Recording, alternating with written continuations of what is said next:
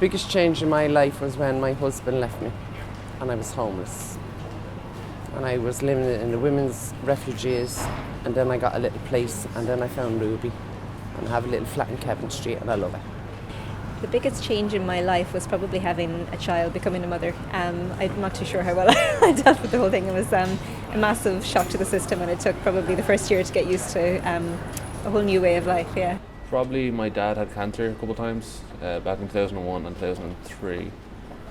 So he was quite ill for a while, and the therapy made him better or sicker, so it was kind of hard to see him in such a shape like that, but luckily he pulled out of it, and I think we just kind of rallied around him and made sure he had everything he needs, and that was a difficult change, but luckily he got through it. So I had to let go of an awful lot of my ideas about how my life should be, because it was no longer my life, it was kind of in the hands of someone else, the child. So I just had to let go of having control over so many things, and go with the flow a little bit more. I was born on Francis Street in Dublin, which is the heart of the Liberties, where the people are renowned for their resilience. So whatever came along, I just dealt with it at the time. I've had tragedies in my life. You know, a younger brother who died when I was 15, he was 13. He died on Christmas Eve, and he was buried on Stephen's Day. Frightful. One of 11 at the time. I never forget the chaos and the dismay, the grief. But I remember my father and mother, who were both from Francis Street, embracing, you know, just in the middle of all that, and it gave me heart. So that's the way I take life now. I've never met a problem that got me down completely. I've lost night's sleep, and I've had my worries, still have, but I'm physically and mentally able to deal with them, so I just get on with it. The loss of a person, and I'm not dealing with it very well, but I'm trying. So I guess the way I deal with it is I'm going to be brutally honest, and I internalize everything, and I'm very bad at communicating to other people about how I feel and everything, so I don't. Pushing people away, that kind of thing. Just generally leading an unhealthy coping lifestyle.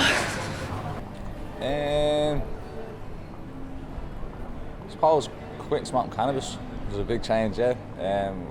Smoked a lot of weed for a good few years in my teenage years, and one day I just decided to quit, and I haven't smoked anything since. And that was a big change, because my whole life kind of revolved around all my friends as well. But I made a decision to just stop cold turkey, and probably one of the best decisions of my life, to be honest with you. How did I deal with it? It was hard for a while, but just willpower. When you decide you want to do something, when you decide you really want to do something, or really want to stop, then it becomes easier. You know, there was nothing in me that wanted to keep doing what I was doing anymore. So that's how I dealt with it. I just made a decision and followed through with it. My mom passed away about a year ago, and she was my only family, so it was pretty hard. I dealt with it by, I don't know, kind of just